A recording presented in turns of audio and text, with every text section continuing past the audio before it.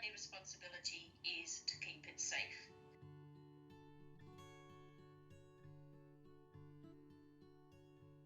On the 25th of September 2023 at 5:37 p.m, the Scottish Fire and Rescue Service was alerted to a fire at the derelict Station Hotel building in Ayr.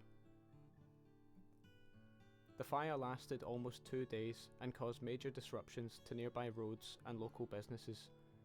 Additionally, Ayr's train station had to be closed due to its close proximity to the blaze.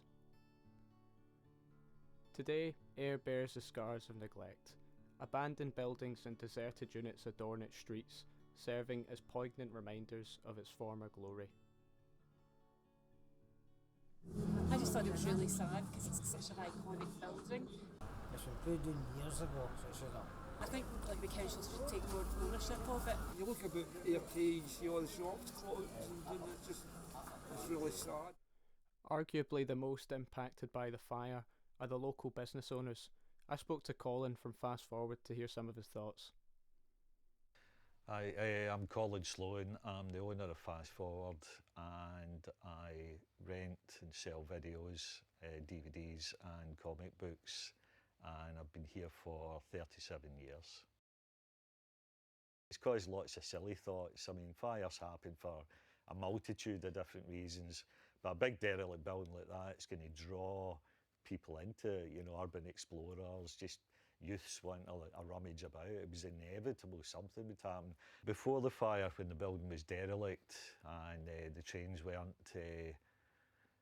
stopping off and letting out passengers at the front normal entrance exit to the station, that's when it started affecting the town and its environs and its businesses. So it goes back a lot further than the actual fire itself. It became a dangerous building, had to get fenced off, and it started to impact the railway, because that's infrastructure, that's important to the town. But there was nobody there to make a decision from top to bottom at the start before it started affecting the town. Basically, who's to be blamed is the fellow that bought that for next to nothing and ran it into the ground and then absconded. One person to blame, that would be him.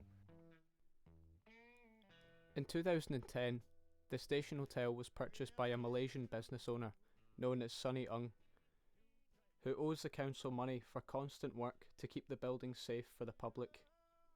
Mr. Ung owns 80%, I think, and I think it's Network Rail own 18%, you know, so it's split a little bit. So it makes it a little bit more complicated and complex, but these things have been done before. I remember at one stage we had an Ayr Town Centre manager, and he was responsible to try to get in touch with every single empty owner of the shops in Ayr Town Centre.